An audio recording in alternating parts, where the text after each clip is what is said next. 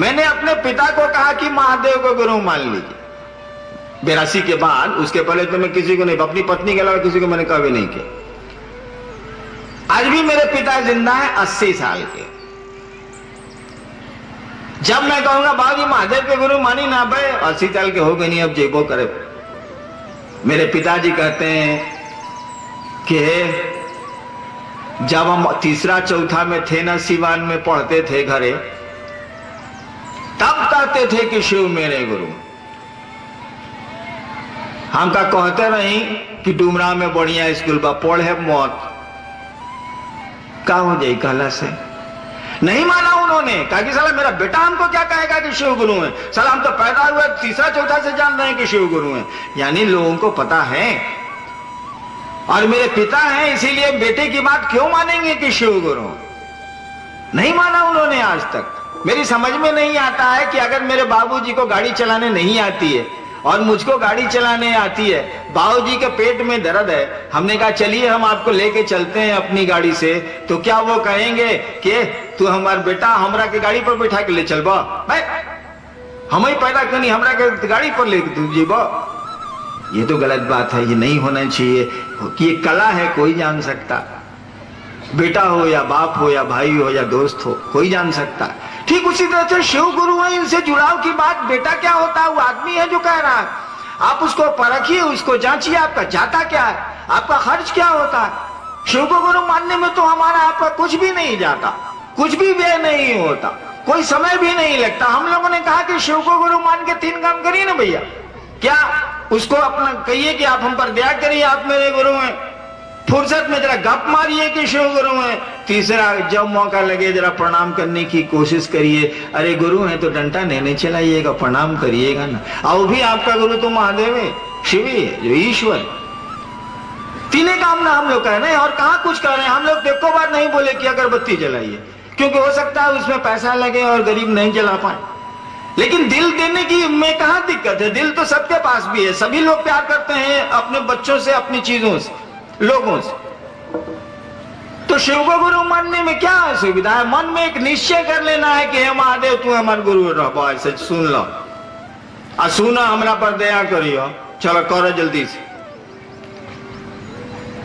और वो गुरु है, हमारे साधुओं, हमारे शास्त्रों, हमारी किताबों ने गलत नहीं कहा है। ठीक है, 1974 में मुझको नहीं मालूम था कि शिव गुरु है। मैंने शिव को गुरु माना बिना किसी से कहे और बिना सुने, लेकिन है वो गुरु। किताबें ठीक बोलती हैं कि वो गुरु है, मैं तो इसका प्रमाण हूं।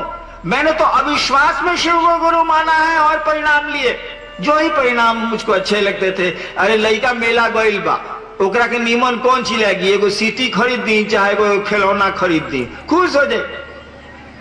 तो महादेव ने मुझको भी एक सीटी खरीद दी, एक खिलौना खरीद दिया। मेरा डिमांडे कितना था, वकील रही वैसे ही नो डिमांड हम रहुआ करे।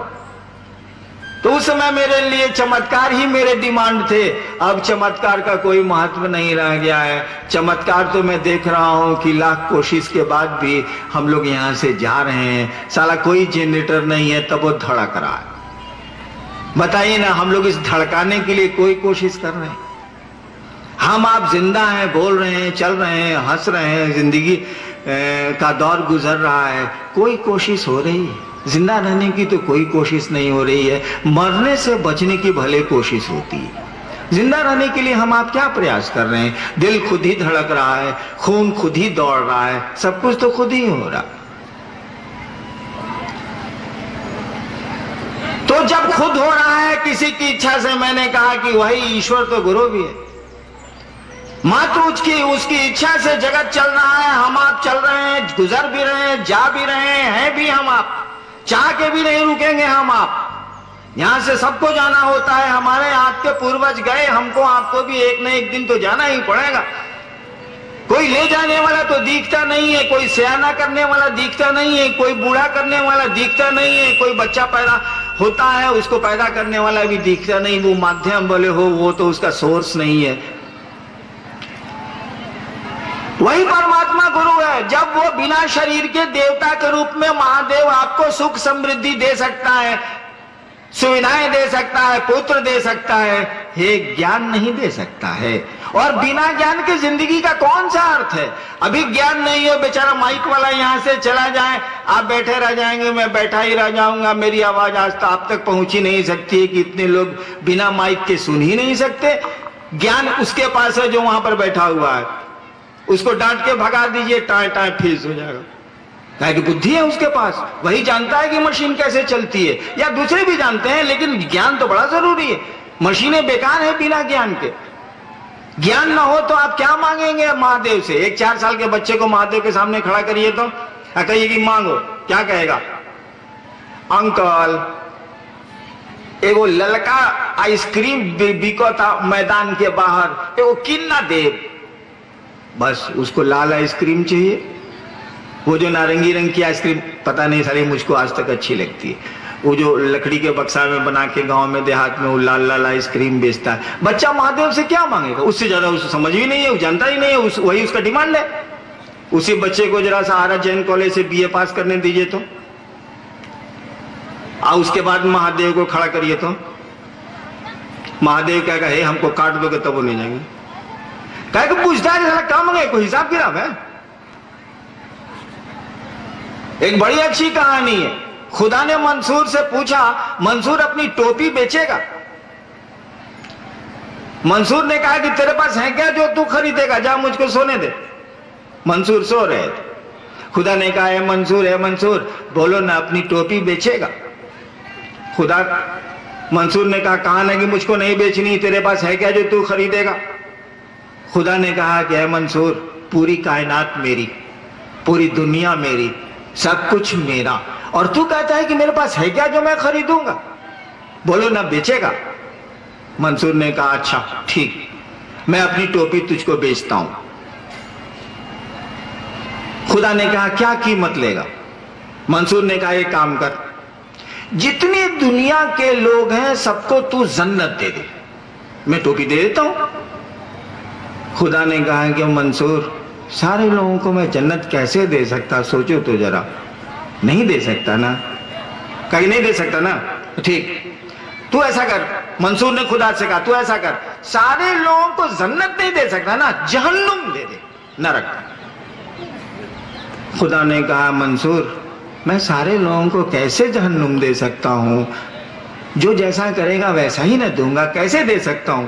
मंसूर ने कहा मैंने पहले ही कहा था कि तेरे पास है क्या जो तू खरीदेगा, जा मुझको सोने दो, मुझको अपनी टोपी नहीं बेची। देखिए खेला ज्ञान का। उस मंसूर ने खुदा को निरुत्तर कर दिया, खुदा जवाब ना दे सके। ठीक उसी तरह से गांधारी ने कृष्ण को निरुत्तर किया था। तो खैर कहानी है फिर कभी। तो हम लोग ये बात कर रहे थे कि वो तो शिव को अपना गुरु बनाया जाए, और उस शिव को अपना गुरु बनाने में कुछ भी हमारा आपका नहीं लगता। दिल देने की आदत हमारी आपकी है, मां को दे, बाप को दे, बेटे को दे, दूसरों को दे, दिल हम देते हैं। चलिए इसी दिल का एक टुकड़ा अपने गुरु को भी दीजिए, उस महादेव को भी दीजिए, और इस निश्चय के साथ दीजिए कि उस शिव को अपना गुरु बनाएंगे, वो शिव मेरा गुरु होगा। और ट्रेन वाली दोस्ती मत करिएगा। हम लोग भी ट्रेन में आरा से जब डुमरांव चले तो 1-2 आदमी से परिचय तो अमूमन हो जाता। रात भर की ट्रेन की यात्रा में वो दोस्ती होती है कि मत पूछिए, और सुबह यात्रा खत्म हुई, वो कहीं हम कहीं, दोस्ती खत्म हो गई।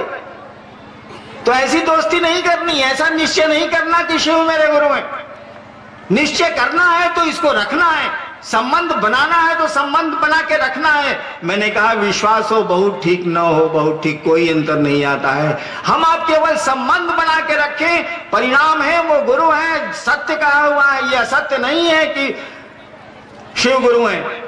पूरी तरह ये सच है, हम लोगों ने आजमाया है, मैंने अनुभूत किया है, और आपका कुछ खर्च भी नहीं होता है। उसी बाबा से एक रिश्ता और बढ़ा लेना है, और इस रिश्ते को पुख्ता रखना है, कायम रखना है, परमानेंट रखना है कि हाँ शिव को मैंने गुरु माना है, इस संबंध को हम रखेंगे। मेरे बाबा भी हैं, मेरे गुरु भी हैं, रहेंगे वो, उनसे दया मांगेंगे, उनको याद रखेंगे, परिणाम आ जाएंगे। गुरु शिष्य को अपने जैसा बनाता है, शिव बनाता है। संसार के लोग अगर शिव को गुरु के रूप में मान के आगे बढ़ते हैं, अगर शिव उनके गुरु होते हैं, तो वह परमात्मा गुरु, वह शिव गुरु कितना सुंदर बगीचा बना देगा। क्योंकि अगर दुनिया को बढ़िया करना है तब तो एक एक इंसान को बढ़िया करना होगा। इंसान को आप अगर सुंदर बना सकते हैं तो संसार भी सुंदर हो सकता है। मैं आपसे फिर 3:30 के आसपास बातें करूंगा। तब तक आपको आपके चरणों में मेरा प्रणाम।